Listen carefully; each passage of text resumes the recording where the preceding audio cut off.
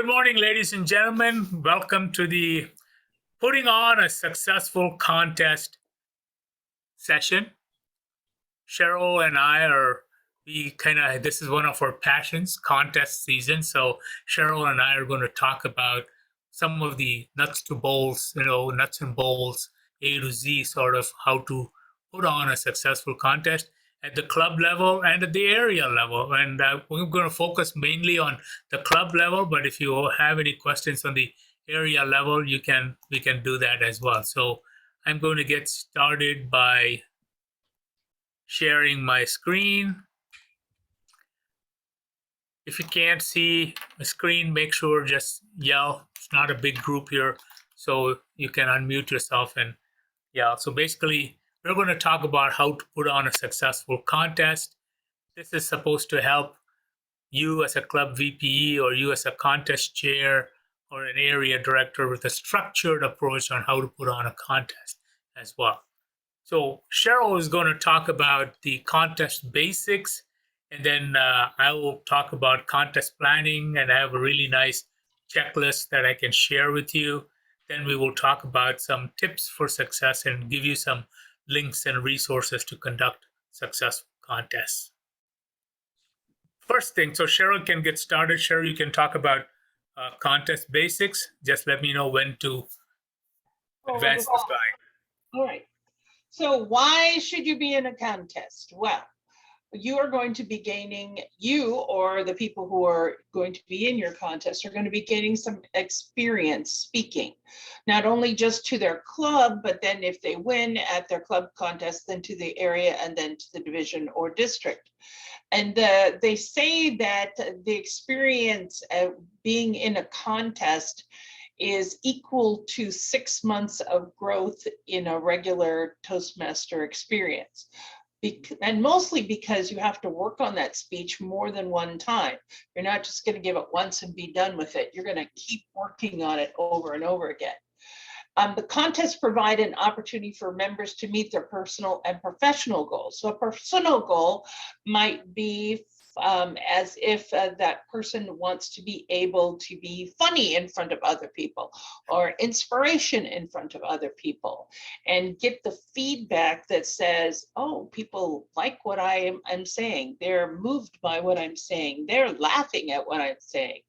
Maybe their professional goal is to be more confident talking to a larger group, or to, since we're on Zoom, to a Zoom audience that doesn't respond. So how do you do that and be an interesting person on a Zoom screen? That is a challenge in itself. Members of the audience observe proficient speakers. This is so very true because let's say you're a brand new Toastmaster and you've been to 4 meetings or 2 meetings or whatever, and you get to go to these contests and you're going to see people who really have worked on their speeches a lot, and they're going to be really good speeches. That's a good way for a brand new person to take notes about what they're doing well, what they're doing that they could be doing, that they're like, oh, I like they did that, I'm going to write that down.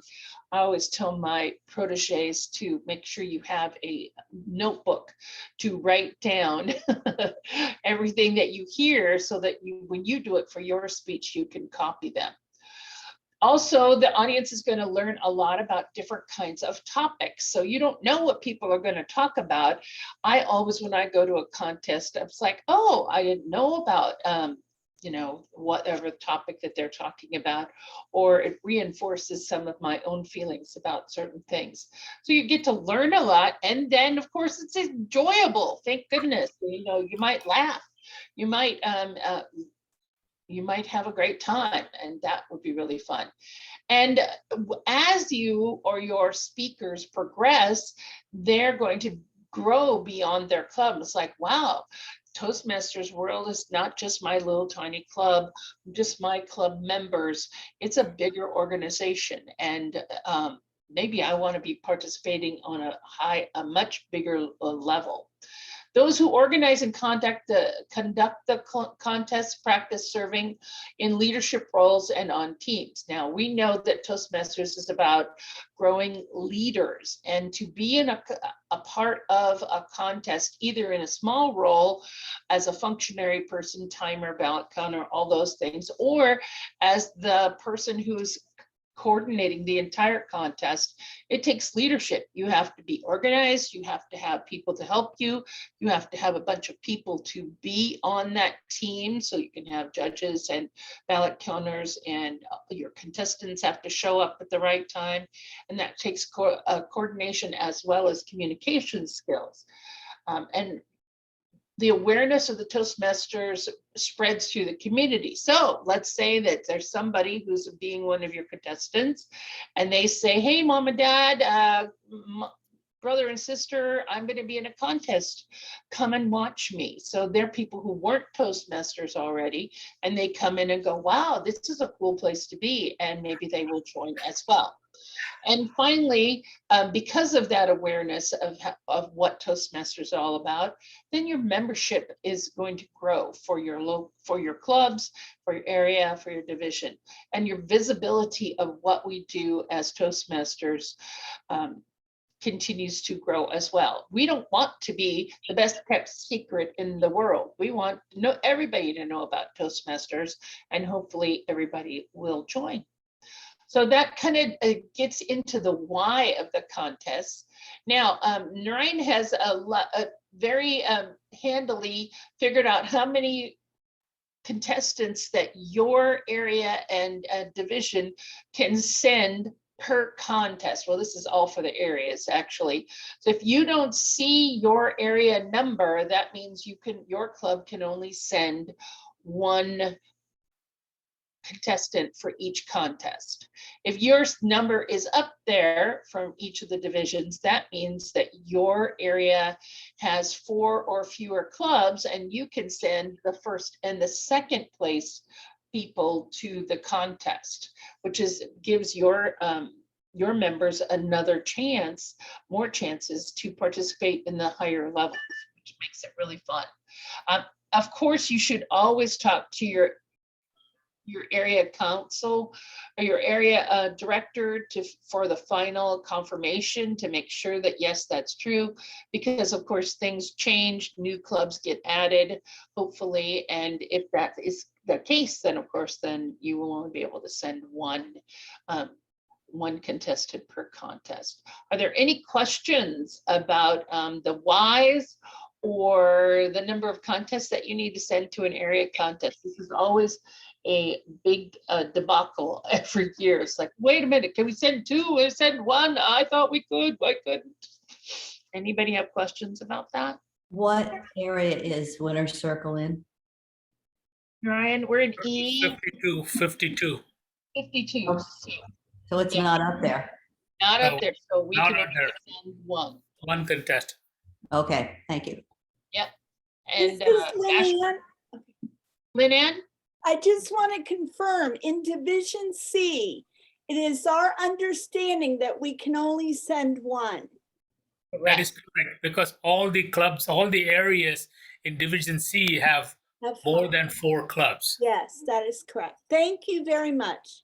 Yeah. Yep. Even if they don't send any contestants, it still counts basically, which is kind of sad, but oh well. It depends on the clubs in good standing.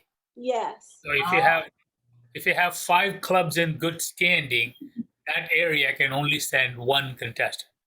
But if that area has 4 clubs in good standing, then they can send 2 contestants. Thank you.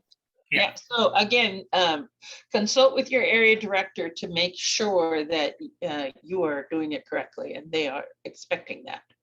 Yeah. All right. That's about the end of the basics. Narayanan? Oh, here's you. Oh, this is me too. Oh, okay. So who do you need to put on a contest? Well, basically you need about 15 people to get it all the way done, not including the contestants that you're going to have. You need your judges. Usually we have 1 judge for each contest, we have 1 judge per each club And we have to have 5 voting judges per area level. And it's still, for division, is it 7 Still there? 5. It's still 5. That's right. It is 7 for district. So, I And mean, 7 yeah. for district, yeah. And there needs to be a tie-breaking judge as well, because even though you may have 5, there might be a way, you might need a tiebreaker for whatever reason if the numbers get tied. You need a chief judge, who is someone who has read the rule book and understands all the rules and will hold the context of the integrity of the contest. So that's 7 people minimum. You can always have more judges, and it says that you have to have judges that are level 2 or higher. But Yep. at a club contest, I always say, if you're going to have your members be there, have them judge, because that's the time when they're going to learn how to be a judge. So At a club level, all of these are as practicable. yeah, right. You need 2 timers, but again, if you don't have a lot of people in your club, 1 timer will do. But at an area contest, you definitely need 2. Ballot counters, you need 3. At an area contest, you need 3. At a club contest, you get as many as you can. Sometimes in a small contest, in a small club, you might have your chief judge and 1 ballot counter doing the counting, and that's what you have to do. Yeah. You will need to have, for this particular round of contests, you need to have and you keep losing the slide, so it's I making don't know me, why Zoom is doing that to me now. I don't know either. You will need to have a model speaker, or some people call it a target speaker. This should be somebody that your club does not know, or could be a brand new person who has never given a speech. That person could be your model or target speaker. But it's best to find someone from a different club or from a different area. That way you're pretty confident that nobody has heard that person speak. In a pinch, you can get someone who everybody knows. I know that when I was at a contest one time, I was the division governor at the time, and their target speaker, their model speaker, didn't show up. I had 5 minutes to come up with a speech, and as a distinguished Toastmaster, I still gave a speech, and they went, okay, well, we all know what Cheryl talks like. And so it was an even playing field. But you cannot be disqualified from knowing the model speaker, but it is in bad form if you get a speaker that somebody knows, and then they go up there and they say, well, I've heard you speak before. It's an unfair advantage, and that's basically what it is. You need to have at least 1 sergeant at arms. On Zoom, that's pretty easy to do. But if you're doing the evaluation contest, it's nice to have a sergeant at arms in the main room as well as in the breakout rooms, so that you can send them over, answer any questions that anybody has, or just hold the space so people can think. You do not need to distract them in any way. And then finally, you need at least 1 contest master for each of the contests. You can have the same one, or you can have 2 different ones, and that kind of helps people keep thinking about what they're doing. A contest master is a lot of talking and organizing in your thoughts, and then of course you have to conduct the interviews and things after the contest while the judges are doing their ballots and counting the votes and things. So it helps if you have 2 people to do that, and then you have 2 people that are ready to do it the next time. All right, that's all the people that you need. If you go to the district website, there is a contest kit that we have put together for you that has all the latest scripts and some of the contest forms, and you can see those are there. And if you can't find what you need because some of the functionary forms are not there, then you can go all the way to the Toastmasters website and download those. And all of them are now for free. You don't even have to buy them. Everybody say, yay, awesome. But that's really cool. So some of those things, and you can make copies of them or whatever, send them through the chat. The contests this year, they're starting in February through May. We have the evaluation contest, international contest. And the evaluation contest, when you're scheduling, should go first. That way, if your model speaker needs to leave after that contest, and they can, I think that's and then the international speech contest, which we feel is even more important because it goes on all the way to the international level. That usually is the last one. Occasionally you change it around because maybe the model speaker can't be there at the very beginning of the contest and they'll come later. And you just have to work with what works for everybody. All right. The division contests are as shown on the screen. And luckily, they are also listed on the calendars on our district website. So every Saturday in April. Every Saturday in April, and there are two. So you can go into one in the morning and one in the afternoon. None in the evening. I don't know why nobody wants to speak in the evening, but they get it done. At least everybody's awake. And so so there we go. That's it. Any questions on what, before we move on to the next section, which is the actual contest planning section? Any questions, any comments?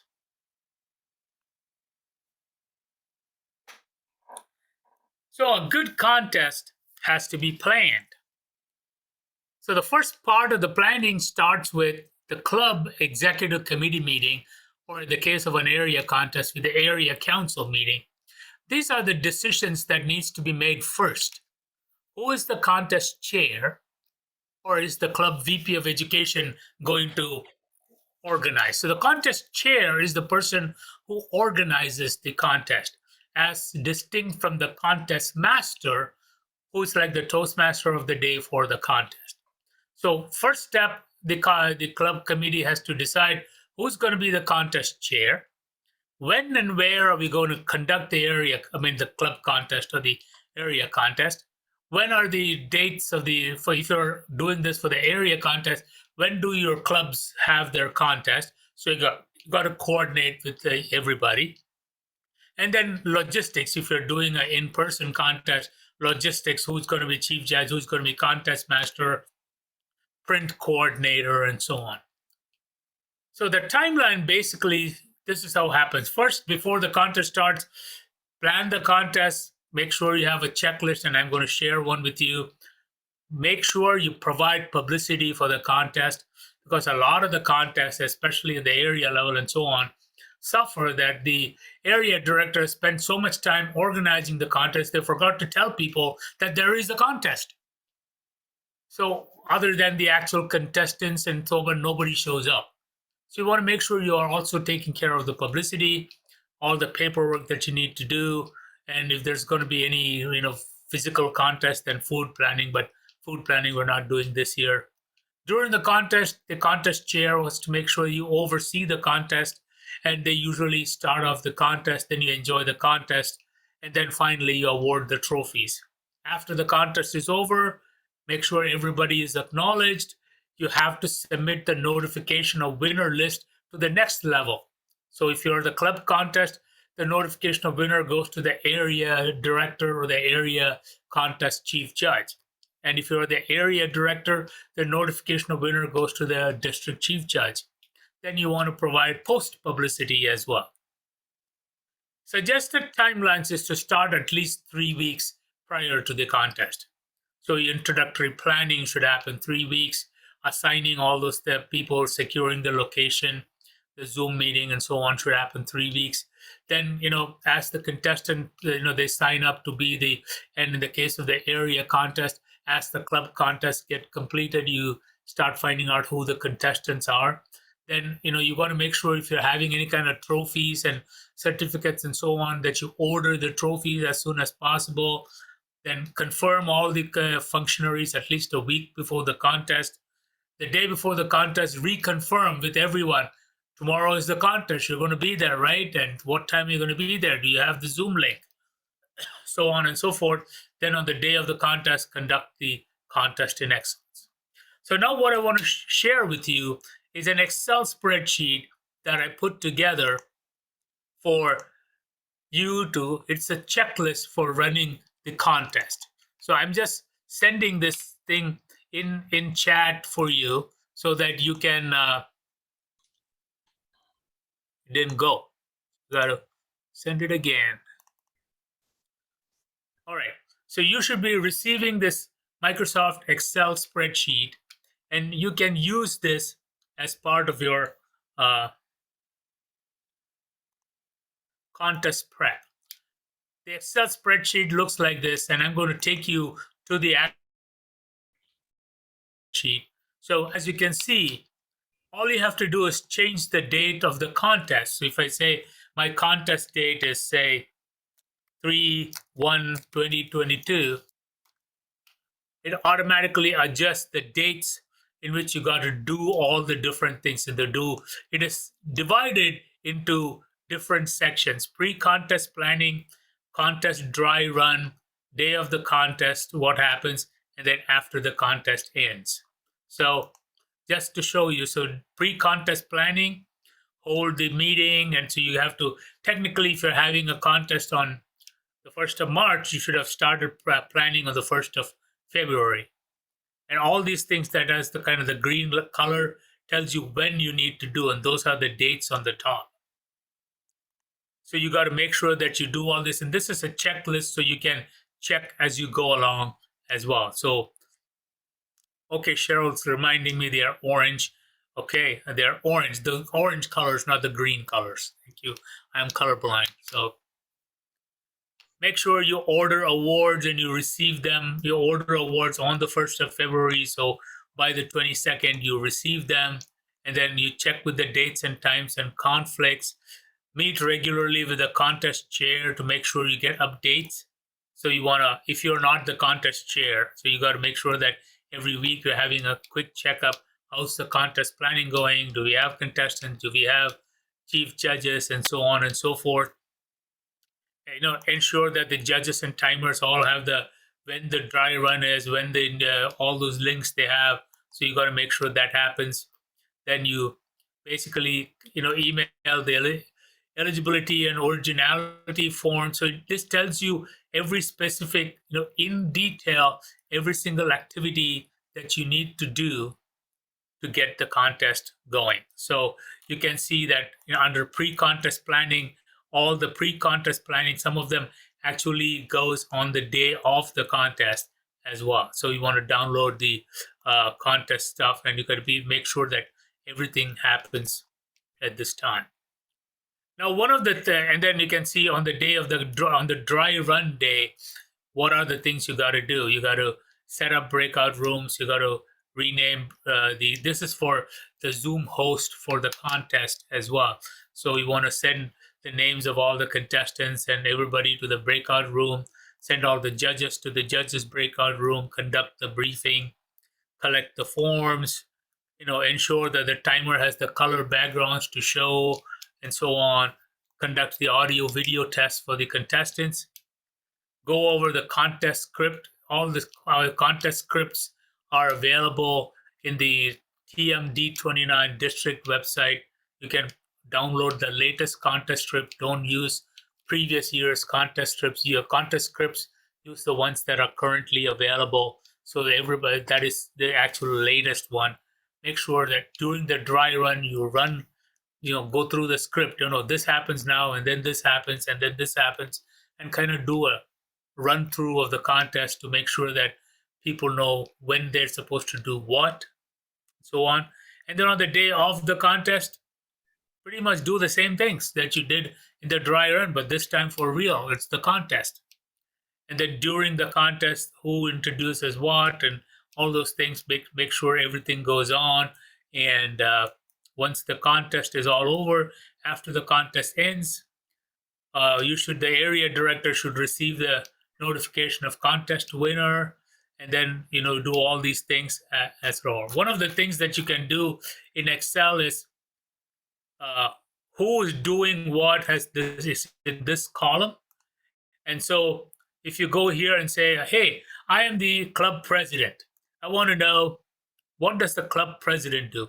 I can select all the ones where it says club president, and it tells me as a club president, I got to do all these things.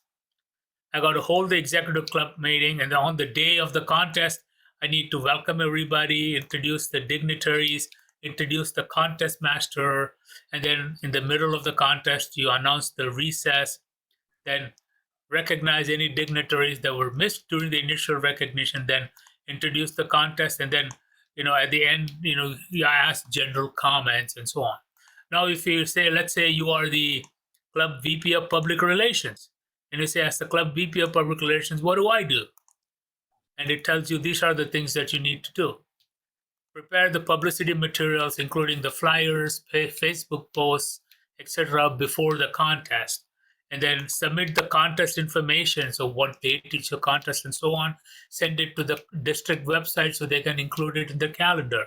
And once the contest is over, publicize your results. Say, so-and-so won this contest and congratulations, and they go on to the area. Or if you are the area director, you can do that for the division as well. So that's what you can do as the club vice president of public relations.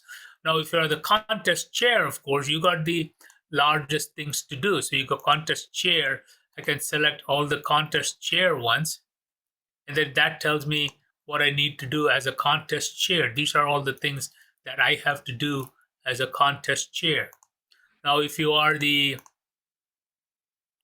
area director or the area chief judge, you just have basically one thing.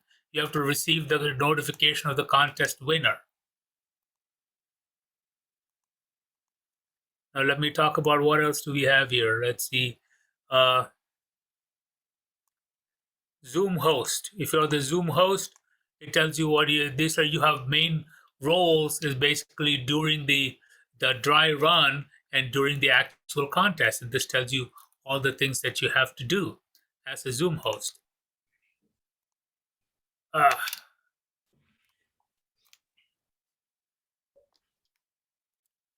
And then this, you have multiple tabs down here. You have the club checklist and then the club duties.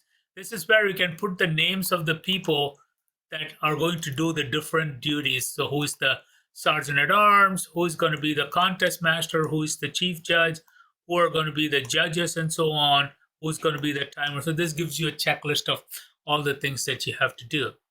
And if you go to the Aed checklist, this is the exact same thing, except it is done from an area perspective. So if you're the area director, this will help you run the area contest. And then under the area duties, you have the names of all your clubs, and then you can figure out, okay, which club is going to provide you sergeant at arms, which club are going to provide you a judge, and so on and so forth, or the division director as well. And then it'll also, then you can figure out who's providing the trophy, who's creating the participation certificate, and so on and so forth. So these tabs will help you. Basically, the first two tabs are for the club, and then the second two tabs are for the area director or the division director to run. I'll stop that at this point. I'll ask people, what questions do you have about what we just saw? Especially, I have a couple of area directors here. Area directors, did you have any questions on this? I think it was very no, well but just- explained. Oh, Terry, go ahead, Terry. I'm sorry, I must be doing something wrong because the fall contest, I was also a contest organizer, a contest. So was that not correct? Well, there's no correct and wrong ways, right, Terry? So as an area director, if you're constantly looking for people to support what you're doing. So ideally, if you had found somebody who was willing to be a contest chair, you could have delegated the job to them, right? As a leader, you should always be looking for delegation, right? The fact that you took on the role is not a wrong thing to do. It's just that as a leader, you should always be looking to say, can I spread the wealth? Can I have somebody else do it? And I will just be the leader, right? In fact, in modern management, they say that the ideal CEO is the person for whose desk is completely clean. Everything that he has to do, he has other people doing, and he's playing golf. Right? So as a leader, you got to understand that your effectiveness is as a people manager, right? You just say, Narayan, would you be the area contest chair? And you persuade Narayan to be an area contest chair. And once Narayan says, okay, I'll be the area contest chair, then you go, okay, what do you need? How can I support you in being successful? Or you can say, Cheryl, would you be the contest chief judge? So that's, as an area director, that's how you should be thinking of operating always. For example, Linda is asking a question for club contests. Can former members serve as contest judges? Well, the question is that they have to be a current member to be able to do anything. At a club level, usually everything is as practicable. And that's the key thing that in this rule book, it basically says, you need to have people as judge. One thing they're always sure on, that you have to be a current member. Not of your club, but current member of Toastmasters. So for example, if you want me to come and be a judge at your club contest, you can, because I'm a Toastmaster and I can come and be, but you don't want to have somebody that you are a work friend who's not a Toastmaster be a judge at a club contest. Cheryl. Yeah, and if some clubs, they're like, I don't want anybody from my club judging my contest. I want to get people from outside. That's okay to do, but you don't have to do that. Some people are like, no, it has to be people from our club. And then what do you do when 4 people show up that are outside of your contestants? Then you're out of integrity in essence, but you're doing the best that you can. So, you do what you can, and then it's okay to invite former members that are still Toastmasters. Yeah, they have to be currently a Toastmaster somewhere to be able to do club contest duties. Like that's why the rule book gives you a little loophole. At the club, everything is as practicable. You need to have 5 judges, but if you have a small club and you only have 6 members, where are you going to find 5 judges and contestants? So it is as practicable. So if you can't find 5 judges, you can only find 3 judges, and you have to supplement from another club. You can do that if you want to. Again, remember, at the club level, you don't even have to have a contest. If you only have 1 contestant per contest or something, you can say, we nominate, Bharat and Terry to represent us in the contest. And you can just send the names up. You don't have to have a contest at the club level. But at the area level onward, you cannot do that. For example, in the area contest, if you only have 1 contestant, you are still expected to have the contest for that 1 contestant. Not true at the club level. Then you tell that person, do not go over time. Right. Do not go under time. Do not go under time. Be on time. And if you hit the red, stop. Yeah. Doesn't matter if you finish the speech. So those are yes, Terry. Another question. What does it really mean to have a club in good standing? Meaning all officers have to be paid or their dues, or all members have to be paid their dues? Or for a contestant to progress. Right. A club in good standing means that a club is not suspended from Toastmasters International. Toastmasters has a rule of how a club gets suspended. So the first time your club fails to renew with 8 members, right, it becomes a club which is graced. So it's still a club in good standing, but it's like a warning. Hey, the next time you renew with less than 8 members, you will be automatically suspended, right? So as long as your club is in grace status, all you have to do is look at the dashboard, the district dashboard, and if the club name is still showing up, your club is still in good standing. If it says suspended, that means your club is not in good standing. And what suspension means is that 2 times 2 renewal periods, you have failed to renew with the minimum 8 members. Now, for the contestants, you got to make sure that regardless of whatever happens, their dues have to be paid. They have to be current. So for the club and area contest, it's not a problem because club and area contests happen in February and March. But the division contests, which happen in April, they have a challenge. They got to make sure that the contestants paid contestants paid the dues so that in April for the division contest, they are a club in good standing. Their members are in good standing. Hopefully that explains the good standing thing. Linan, did you have a question? Yes, thank you so much. Thank you for going over your checklist for the area. I have one question for the club level, and that's the number of judges. And is there a point that they have to be an odd number or whatever? Let me just tell you what I have so far for the club level with the number of judges. I have 4 judges and a chief judge. Okay. Is that okay? Or if I move 1 to a tiebreaker, do you have 3 judges and a tiebreaker? Is that okay?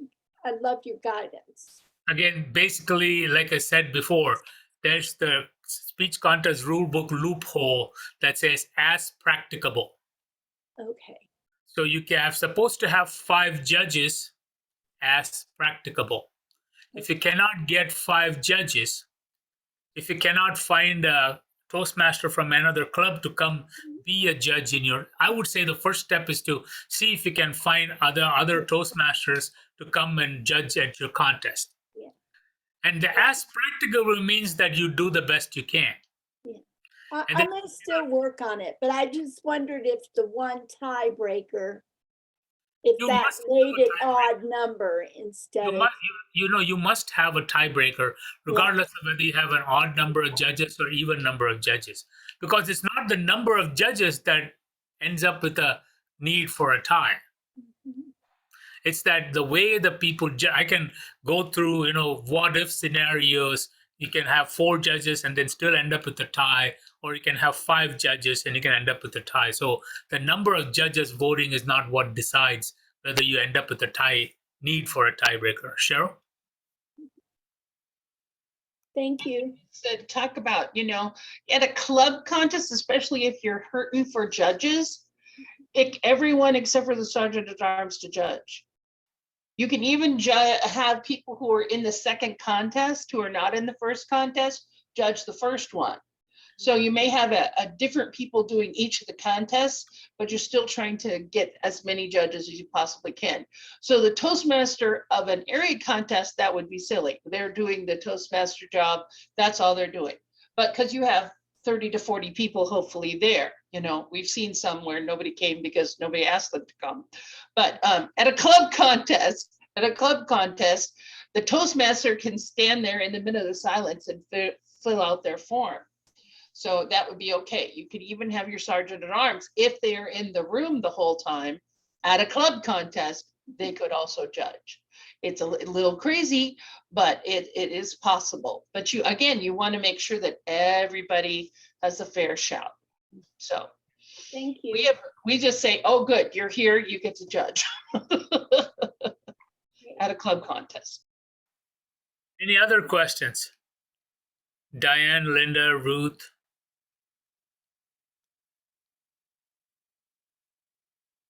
If not, we will move on to the last few slides of our presentation.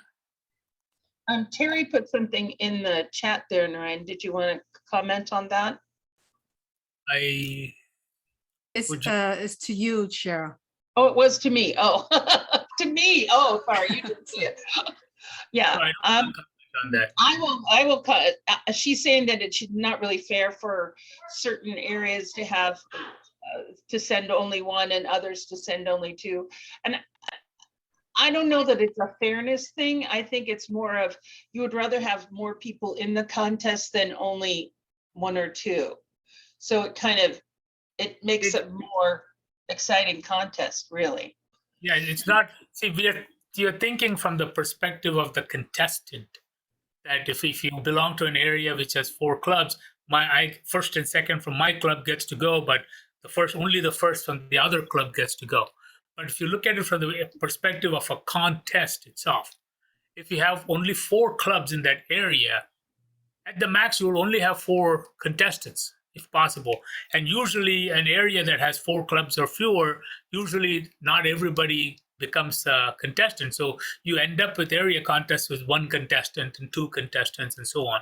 That's not fair to the contestants as well. Whereas if you have a larger group of clubs in that area, you can still make a good substantial area contest. So the rule, I think, came from having a good area contest rather than just a good club contest. So I do understand that, clubs that, some clubs having to be able to send 2 contestants is not fair to that other club that can only send 1. But the fairness gets ruled out in the next level anyway, because it's done for the purpose of the area and the division contest and so on. So then this rule has been there in Toastmasters for 50 years. That it's always been that if your club belongs to an area with 4 or less, you can send 2. It's only because the number of contestants at the next level is increased. And that only happens at the area contest rather than division. You can only send 1. No, it's the same thing. If your division only has 4 areas, you can send 2 contestants from each area. So they can actually have 8 contestants. Whereas if the division contains 5 areas, they will only have 5 contestants. Okay, good to clarify. Which is true, but for instance, our Area 52 has many good contestants. So in the fall, we know that one of the other area in Division E dwindled down to only 2 active clubs. So why can District 29 leadership somehow partition Area 52 club? Why they're into 50? You cannot do it in the middle of the year. That's the other rule. Right now, there's a district realignment committee that is being headed by Dana Richard, whose job is to realign. The realignment happens once a year. It happens in May at the district council meeting at the district conference. The realignment will be passed. That will be the new alignment for the next year. The only thing the current district can do is, if a new club is chartered, you can decide which area that new club goes to. And even that, you're limited because, for example, if you have a new club starting in Woodbridge, you would not put it to Division E, because Division E is geographically Sterling, Leesburg, Ashburn area, right? So you got to also think about that. And within, say, for example, if a club starts in Woodbridge, they can say within Division G, which area can I put it to? And if you're a serious contestant, many serious contestants, like for example, in the previous session with David Hollingsworth or some of those, they join clubs strategically. I have done that before. You join clubs strategically. You join club in a weak area, for example. I don't mean weak as in number of clubs, but in weak as in not very many contestants come from that area. You compete there, so you're almost guaranteed to go to division. There are some people who even position themselves in different districts. Especially in our area, we have 4 districts. You can join a club in every one of those districts, and now you can join a club in any district in the world. So if you're so, for example, Reiko, last year's our contestant from district, she lives in Tokyo, Japan. She joined District 29. and she won and went all the way to the semifinals. It was a strategic move on her part, I think. So again, those kind of things. Again, if you're a serious contestant, you will plan that, right? Like, for example, the Olympics is just going on and you have a contestant who is American, but she's representing China because she's a dual citizen.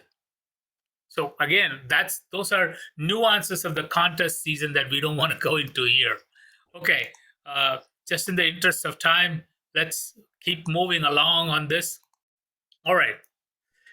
So this is the notification of contest winner form that at the end of the contest, this always gets forgotten. As the contest chair or as the area director or as the club VPE, it is your responsibility to send this to the next higher level. So for example, if you're the area director and after the end of the contest, your contest chair or yourself, if you are the contest chair, needs to fill this in and send it out to the next higher level, to the division director or to the district chief judge. And it should list not just the first, second, and third, but if you had 5 contestants, you should list all 5 names in the order that they placed. And the chief judge can give you that list. And it's not just the names, you got to give them the email address, the telephone number, so that this is for the next level chief judge and the next level contest chair to be able to contact the people. For example, in your club, for example, if you had 3 contestants, and sometimes it happens that the first and second cannot make it to the area contest. So the contest chair, the area needs to contact the third person. So they need to have all the information available as well. Now, there are many resources available for you to consult. All you have to do is go to the Toastmasters website. There's a speech contest FAQ. There's a place where you can have the speech contest tutorials. There are videos that you can watch on how to be a judge, on how to be a contest master. All those things you can go and you can look at and you can follow. I'm not going to spend too much time on this at this point, but what we want to spend some time on is some of what I call Cheryl and Narayan's tips for success as a contest chair. Cheryl.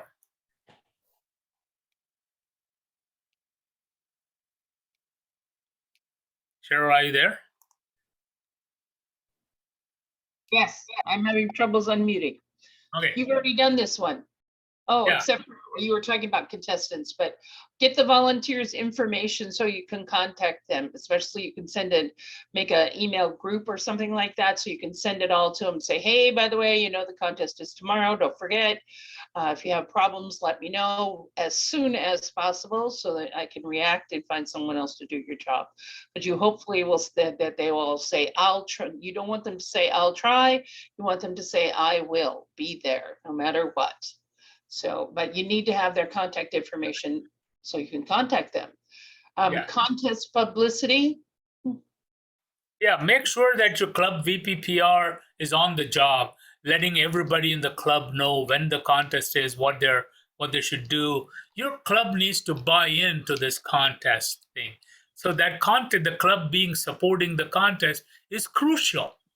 Because if your club doesn't support the contest, you won't have contestants, you won't have helpers, you won't have. So the key thing is not to forget that the publicity is extremely important, especially at the area level and division level and so on. The contest publicity is crucial. You want to make sure, like as an area director, you want to send an email directly to every single member of your club saying, I personally invite you to this area contest. And in fact, as the area director, you have the email list for all the members in your area. I would recommend that's the one time you can actually send an email to all the members of your area as well. So don't pick a date when most of your club members can't attend. I mean, clearly that's really helpful to have your area council meeting or your club officer meeting and pick a date that people can attend. If you know that you only have 4 people that are interested in your club contest, don't pick a day that they can't come because that would be hard. I mean, nobody's going to be there. So you want to pick someplace where they can do it. If you have a chance as an area director, to talk to your clubs prior to creating the date. Yes, you want it to be on a day that you can come, but there are probably several days that you could have a contest that your clubs could do it. I mean, like if there are a lot of corporate clubs, for example, that don't like to do anything on the weekend, don't pick a weekend for your area contest. Pick a weekday and have it be in the evening. You could get it done in a couple of hours if you were lucky. So make sure that you consult people about when to have it. Remember that first slide that said, why have a contest? That is very important because as an area director, when you're talking to your clubs, you got to convince them that they should have a contest. And your club officers need to convince the club members that they should compete, because competition is not about the trophies. Competition is about how you can get the greatest amount of development on yourself as a speaker. So you're going to kind of convince. Part of the leadership role is that convincing as well.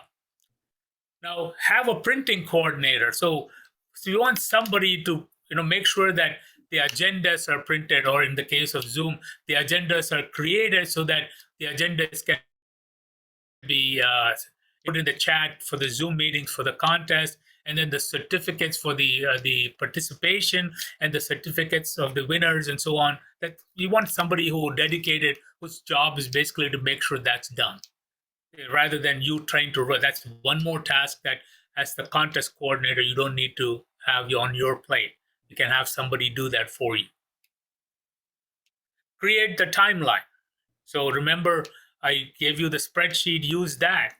Sweat the details before the contest so you're not sweating during the contest. In fact, that's a really good reason to have a club or a contest coordinator. So you don't have to have that many decisions on the day, because you're going to already make a billion decisions that day. Right. So you Right. want to have somebody to keep the regular things off away from you so that you can deal with the immediate problems or the immediate concerns. All right, Cheryl. Collect paperwork from the contestants ahead of time. Your chief judge will love you for doing this, because the chief judge job is hard enough. I've been the chief judge so many times, and you're like, well, you need to have a form. Well, you need to have a form. You can't start the contest until all the forms are in.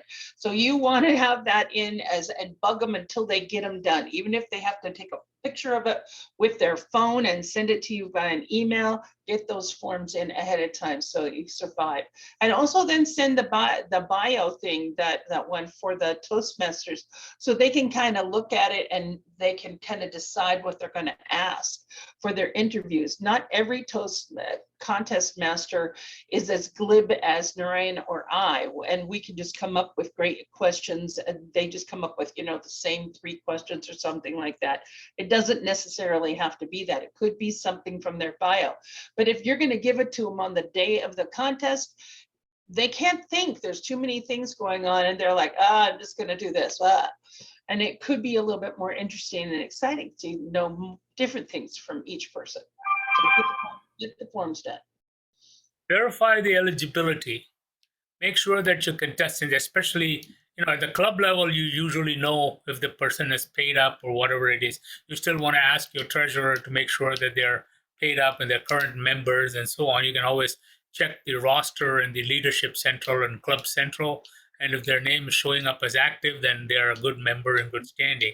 At the area level, you got to make sure that your club is in good standing and your contestants are in good standing. And here's where you got to remember that I was the chief judge at one time when it turned out that a contestant who was competing, and I did not know this until after the contest was over, this person had already competed and failed in another district. And we didn't know that she was a member of different districts, and so they competed here in the contest, and here they placed second. And we only came to know after the contest was over that this lady had already competed in one of her neighboring districts. So this is one of the things that you got to check and be aware of, that if they belong to multiple districts, that they're not also double dipping. You're technically, if you're competing in any area from any district, you can only compete from that one. You cannot compete in multiple districts all around the world. So this is one thing to check, especially in our region when we have 4 different districts. All right, Cheryl. Oh, when you're printing the agendas or creating the agendas, don't put the contestants' designation, don't put their club affiliations, don't put their speech titles, because you don't know if that's going to change before the end of the contest. You just don't put anything. And you put them in alphabetical order, because you're going to have them draw for the position on the day of the contest. So, and also you don't need to put anything in there about the model speaker except for their name, not their designation, because nobody needs to know that. Let them figure that out for themselves, whether or not that person is an experienced speaker or not. So you aren't going to get any information about that model speaker. Uh, Yeah, Terry. Narayan, back to the double dipping. So contestants are not allowed to compete at 2 different clubs from 2 different districts? You can compete from as many clubs as you want. Let us say you competed from 4 different clubs in 4 different districts, but you can only compete in one area contest. You got to pick from those 4 clubs which club you're going to represent and which area you're going to compete in. You can only compete in one area contest. Oh. You can belong to multiple clubs and you can compete from every single club you are a member of. But once you win, you got to pick one. So if I belong to a club in District 36 and I competed there and I won there, and if I decide to compete from that area, I cannot compete from an area in District 29. Now, it is okay if you compete in 2 different areas. 2 different contests. Oh, okay. Represent District 36 in evaluation and District 29 in international. So I can compete in 2 different areas for that reason. They're different contests. But for the same contest, I can only pick one area. But could you do 2 separate contests within the same district, but Yes, 2 different divisions? I can 2 different divisions. No, I can only compete from one area In each contest. in each contest. So Well, I cannot could do Division represent. A, yeah, Division A in evaluation and Division E in international, but I can't do both in both.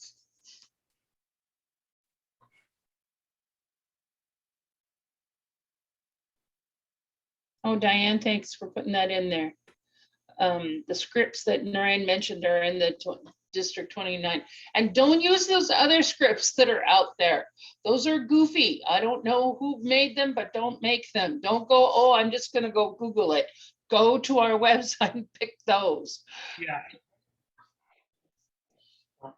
All right. Next We're thing. just about out of time, Narayan. I know. So don't sign up to be a ballot counter or something. If you're the contest coordinator, just be the contest coordinator. Just be the contest chair. Don't take any roles in the contest. Now also, make sure that somebody's taking a picture at the end. Acknowledge everyone. Acknowledge. Even if you can't publicly acknowledge the chief, the judges and so on, you can give them a certificate privately. You can make sure that you acknowledge the contest chief judge, the contest master, model speaker, and the sergeant at arms at the very least. Make sure that you acknowledge them publicly.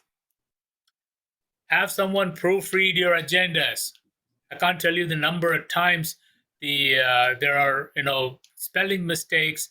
It's not alphabetical, and so all kinds of different things. So have somebody check the agendas and so on. Make sure to invite your district leaders. Club contests, invite your area directors, invite your division directors, invite your district director. Invite all your club members. Now, in the Zoom world, if you want to make sure that you're using amplification, like some kind of extra speaker or microphone, make sure to have a contest dry run. In the area and contest and so on, we definitely have a dry run. I would encourage it for a club level as well. And confirm and reconfirm with everybody. There have been times when the contestant forgot that there was a contest that day. especially contestants, you want to have their cell phone number so that if they get stuck in traffic or something, that you know what's going on. And of course, support your area contest with dedication, enthusiasm. Attend your area contest, attend your division contest, be active. All right. Here's to a great contest season. Hope you have a great contest season. And if you have any questions, of course, you can talk to everybody in the district. They can help you. We will be glad to help you as well. Cheryl, any last thoughts? Have a good time. Don't stress it, but do everything that you possibly can before you get there so that you don't go crazy on the day of. This was really helpful. Thank you. Thank you so Yes, much. thank This you. was great. There's our emails in the chat. If you need us, we're happy to help you. We've done so many contests and been in so many contests, we could tell you in your sleep. Thank you. All right. Thank you. This was good, helpful. Very good. Good to see Welcome. And this is recorded, so then you can come back and listen to it again if you missed parts or whatever.